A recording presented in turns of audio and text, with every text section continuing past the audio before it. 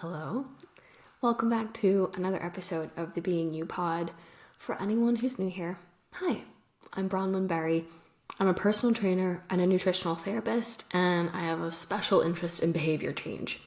I also have a keen interest in podcasts, like the rest of us. When I'm driving to work, when I'm out for a walk, when I'm cleaning the house, I like to listen to podcasts. True crime, self-development, health and wellness, just the few things that I like listening to. What I don't like is how some of those podcasts are like 2 hours long. I don't have 2 hours straight to listen to a podcast. So it takes me a few tries, and then by the end of the episode, sometimes I'm questioning like what I actually learned. You know, if the episode says, oh, this is about H. pylori and how to help your stomach be better. It's like, what did I learn? I just don't know. So the premise behind this podcast is wellness without the waffle, delivered with sass and sarcasm, and it doesn't take that much time. So most of us have 30 minutes straight if we're lucky. And right now, I've developed a new system of doing the podcast episodes. I do them when my son is napping. So really and truly, they are short because he naps for very little time. He's not a daytime sleeper. He's a good sleeper at night. Thank goodness, knock on wood. But during the day, he's just like, he's got too much to do. Too many people to see, too many toys to play with, too many skills to practice. And naps are hard. So he's down for a nap right now. Maybe for 5 minutes, maybe for an hour and a half. I'm really not sure, but here we are. I am delighted to welcome you back to the Being You Pod if you have been here for a while. This is the second episode since coming back from maternity leave, so my brain is still very much scrambled, but I'm trying my best to just keep my thoughts as organized as possible so that you get value out of what you're listening to. And with that being said, let's dive into today's episode. If you're in your mid to late 20s and you are female, get ready because your hormones are changing. I said what I said. This is coming from someone reaching out and asking for health advice. Did I charge this person? No. So just remember that. If you have any questions about your health or well-being, I am so happy to talk things through with you without you booking in for a consultation, or I'm happy to refer you on to the person I know is going to help you best. That's what a good professional does, by the way. If somebody's like, I don't know, but this is what I think, bye, ask somebody else. If somebody says, I'm not sure, let me speak to this person because they've got more experience in that area, or that might be something you want to ask somebody else, not myself. That's the right kind of professional to be with. I digress. So, person came to me, female, late 20s, asking about any advice or pro tips on how to get a flat tummy, like your lower abdominal area. This person also thinks she should exercise more. Anything else that might benefit? She's been eating really clean, no snacking. Let's talk about it, guys, because lower belly, flub, tub, pooch is something that women always deal with throughout our lifetime. As a teenager, as your body's changing, you're seeing your stick skinny friends who haven't hit puberty yet have their flat tummies, and you're wondering what's going on in yours.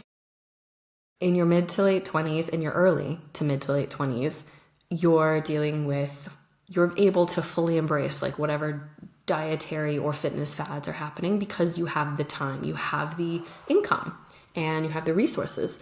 And then of course we get into our 30s where potentially we're starting families if you haven't started one already, or if you aren't planning to start one until you're in your 40s. You're dealing with hormone changes throughout pregnancy and postpartum. And then we get into our 40s and 50s where you are starting your family if you haven't started already. You're finishing up your family and you're going through this great thing called perimenopause. And then we get into menopause in our 50s and 60s. And then the whole time our lower abdomen just constantly fluctuates. And of course, let's not forget the monthly cycle. I, for one, am one of those people that bloats like a balloon when I'm coming up to my period and the first 2 days of my period. So gals, if you're listening, I get it. the lower abdomen thing, the lower belly thing. It's just a constant battle in different areas of our life. So, late 20s, haven't started a family yet, lower abdomen, eating really clean, not exercising enough, or so she thinks. So what can we do? This is exactly what I said to her. And this is exactly what I would say to you if you're in your mid-20s to mid-30s. Now, let me preface this by saying, if you are any bit woo-woo, you might have heard of your Saturn return, where typically in your late 20s to your early 30s, your astrology around your birth date has this like becoming, this unleashing, this development. The same thing happens with your hormones roughly every 10 years. And if you think about it, it logically makes sense. Every 10 years from, and this is for females, every 10 years from the time that you start your menstrual cycle, your hormones have kind of a revamp, a facelift to accommodate your chapter in life. So say, for example, I personally started my period around 12 or 13. Around 22, 23, my cycle changed and I was going on and off different types of contraceptives to try and navigate it. I was getting my thyroid levels checked to try and support it. And then coming into my early 30s, my cycle was changing again. And that was to prepare for the fact that my body and my mind were in a place where I was going to start a family. And I did. And he's really stinking cute. And he's still sleeping, which is amazing. So I anticipate in my early 40s, my hormones are going to change again. And that's going to just be what it is. And then in your early 50s and early 60s until you hit menopause. Every 10 years or so, your cycle just kind of goes through a little facelift. It could be extremely subtle. It can be extremely drastic. It depends on the person. It depends on the person. All of this depends on the person. Back to the case study. This is exactly what I said to this individual when she reached out and was looking for assistance. And this is me not knowing anything about her genetic background, her family medical history, anything about her efforts. You know, is she starting a family now? Is she starting one later? Has she already tried and had trouble? I don't know anything about this. This is super generic, and this is very generic advice or generic places that you can look at and address yourself if you are female and wondering what the heck that lower belly is doing today. So, a few things contribute to belly bloat. Some you probably know, and some you're probably like, what the heck? Didn't even know. Number one, your alcohol intake affects your lower belly because it affects your hydration levels overall. Alcohol makes you retain water in unwanted areas. I normally tell clients to reduce alcohol intake steadily to having 2 drinks max per week if it's just for lifestyle. But if it's specific for infections such as SIBO or H. pylori, it's a cold turkey situation. So if you are looking to if you feel like, okay, it's like water weight down there for sure, reduce your alcohol intake. Don't go cold turkey, because often what happens with cold turkey is that you do really well for a few days and then you're thinking, oh my gosh, I've been so good. I can absolutely have a bottle of wine with the girls. I wouldn't do that if I were you, personally. So I would just keep it casual. Go from drinking 1 or 2 glasses each night to drinking 1 glass a night, to drinking 1 glass every other night, to maybe having a glass every day or 2 or 3. That's what I would do, because alcohol makes your body, or alcohol asks your body to retain water, because alcohol dehydrates you. It's the same thing as caffeine consumption. Caffeine is a dehydrator. When you don't mix it with something like milk, it can dehydrate you. So when you have milk as a buffer, it's a little bit different. First thing to look at, alcohol intake. It's like the number one thing that we use to socialize, to go out with our friends. And so that's always the number one thing that I'm asking clients to look at, because again, especially this person, she's eating really clean, right? She told me, I eat really clean, no snacking either. Number 2, for women on hormonal contraception. Our hormones go through a facelift every decade. As I said, hormonal contraception can sometimes feel like all of a sudden it's not agreeing with you, or it's causing lower belly bloat or general puffiness, which you wouldn't have dealt with previously. And this is something that I went through personally, and this is something that lots of women go through. When I was first looking to support my menstrual cycle, it was extremely irregular after college. When I was looking to support it, I went on oral contraception, and it worked really well for me for a while.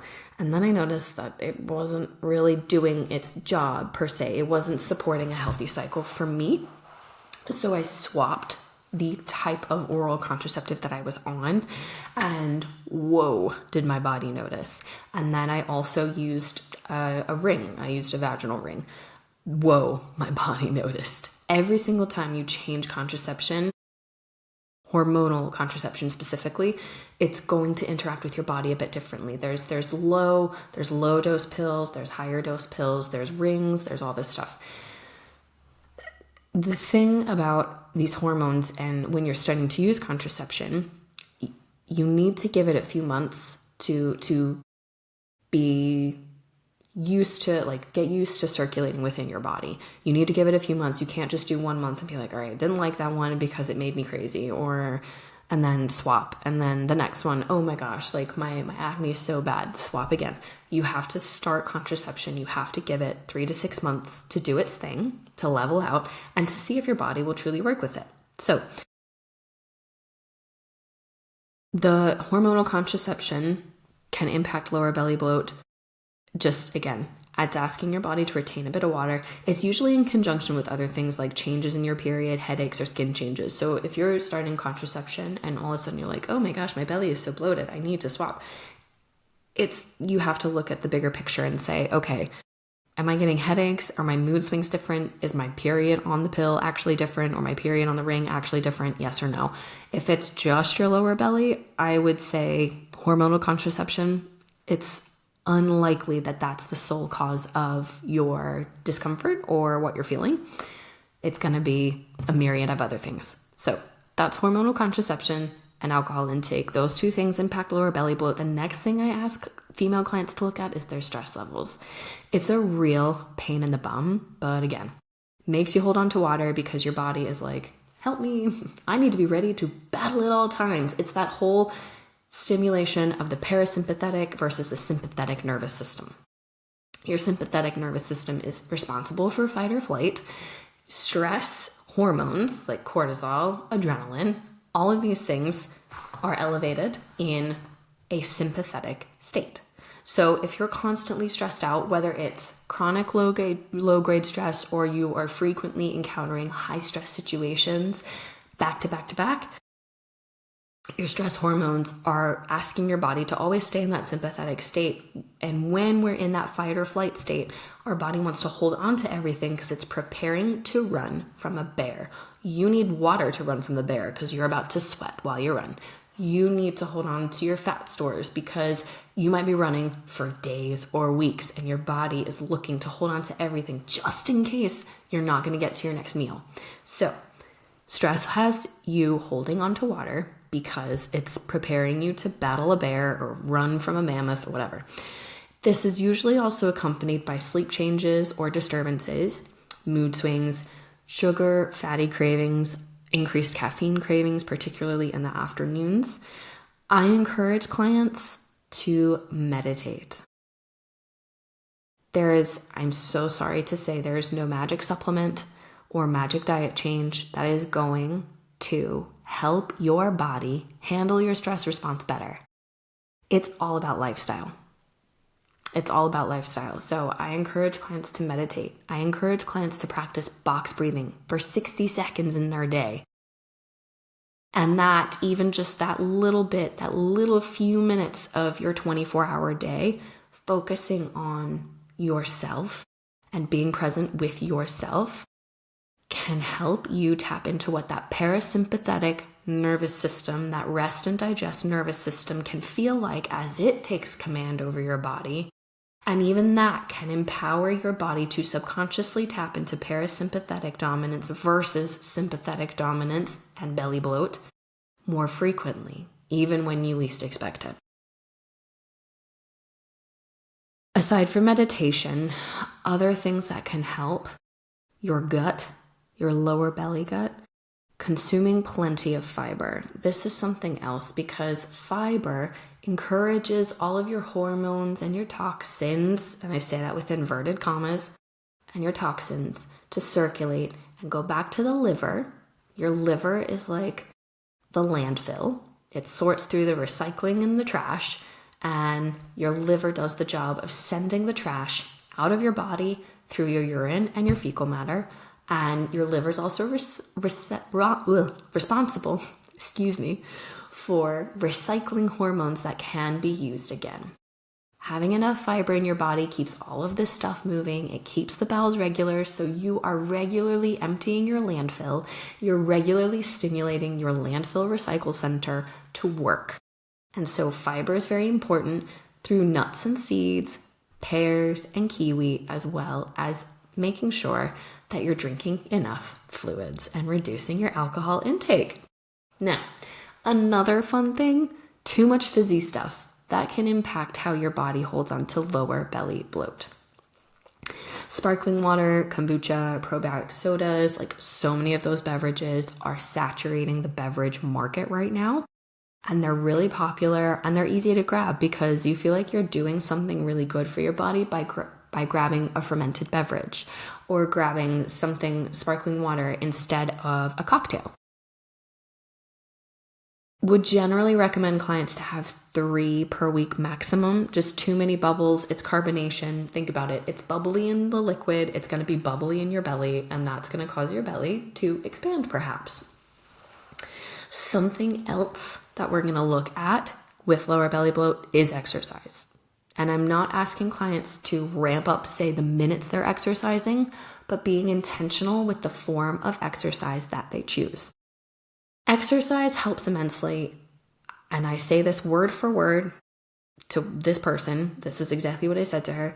I cannot stress enough how much strength training in a moderate intensity, 2 to 3 times per week, coupled with 1 cardio session and 3 to 4 times per week 30-minute walks can do for your body and mind. I am biased as a personal trainer. I am biased towards strength training. For women specifically, it's helping stimulate our muscle tissue. It's supporting our bone density. And if you start it in your 20s, you are so much more likely to keep it up in your 40s and 50s, heading into your 60s, 70s, and 80s, right? Right. I know I'm right. Exercise helps because it's stimulating your lymphatic system, getting all of the gunk around your body, sending it to your liver, asking your liver to do its job, which is detoxification, right? Cool. So exercise matters because, and this is why I say the type of exercise matters, if you are engaging in high intensity interval training, if you are someone who is a sprint athlete and always sprinting, you're going to activate that sympathetic nervous system, that fight or flight more frequently.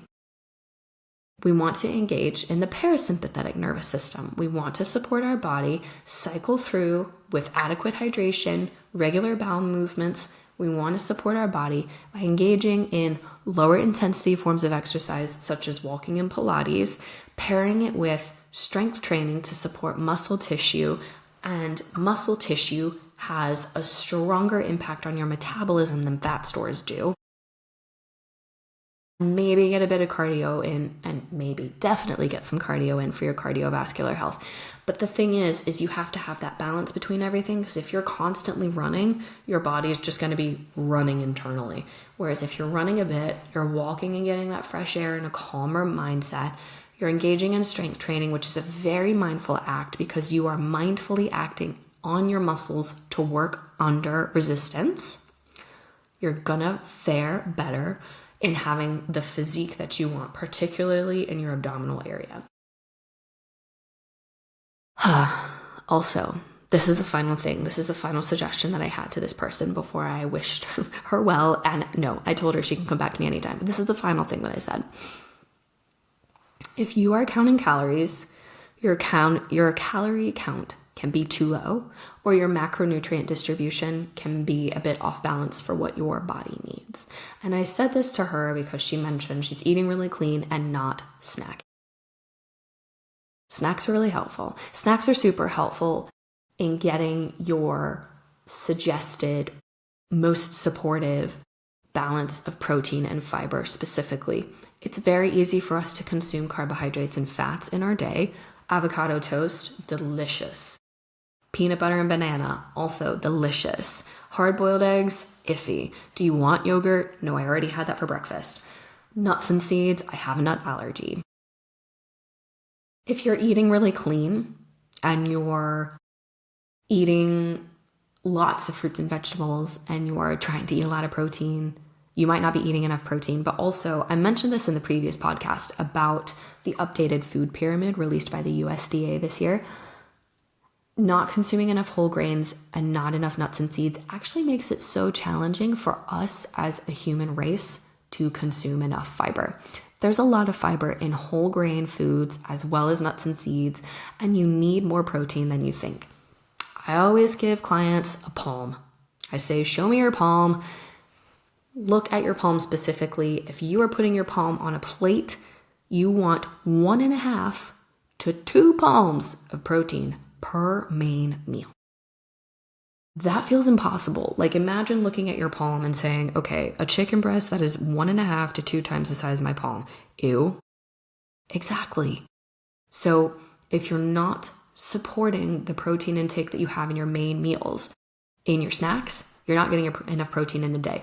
And just to reference the updated guidelines by the USDA, adults on average should get somewhere between 1.2 to 1.6 grams of protein per kilogram of body weight. So get out your calculator, look at your numbers, and figure it out. Oftentimes, if our calories are too low, we're not getting enough fiber or protein. We're getting enough carbs and fats. They're just easier to access, but we're not getting enough protein. So your macronutrients can be out of whack. That can impact a female's lower belly area too. It's the most frustrating thing because if your diet is not balanced to what your body needs, your hormones show it. And we're so lucky as females, we get to do this really cool thing called expand the human population. However, it comes with a complex system that needs some help. So look at your macronutrients. I suggest to clients be really honest with yourself. Chronometer is an amazing app where you can log food and it will log your macronutrients as well as your micronutrients. If you are friendly with MyFitnessPal, you can use MyFitnessPal too. MyFitnessPal gives you a great insight into macronutrients. You're not going to be looking too much at things like fiber, iron, vitamins A, C, E, all that jazz. So Chronometer, MyFitnessPal. I personally, with my coaching clients, they have a meal tracking platform in their app. So that eliminates one less thing for them. They get their workouts and their nutrition in the one app. And it's really handy because every week you can look and see, okay, where did my protein come from? My top protein sources were chicken, eggs, and fish. Amazing. Where did my top fiber sources come from? Nuts? Heck yes. Whole grain bread that I had for breakfast every morning? Heck yes. But you need to look at your calories because you might actually not be consuming enough when your body is starved. There we go. It's elevating your cortisol levels. It's asking your body to stay in a sympathetic state because you're holding on to everything because you don't know when you're going to need that energy to run from a bear. So, in summary, if you are looking at your lower belly as a female in your mid-20s to mid-30s specifically, this is very specific for mid-20s to mid-30s. I'm going to say mid-30s to mid-40s, we need to do a bit of a deeper dive. But mid-20s to mid-30s, look at your alcohol intake. Make sure it's in a nice healthy range. If you're on contraception, evaluate, have I been on it for 3 months? Have I been on it for 3 days? Have I been on it for 3 years? And make your changes. Contact your GP, of course. Contact the person who prescribed your birth control to you and have that conversation. Look at your stress, but don't look too deeply at your stress that it stresses you out.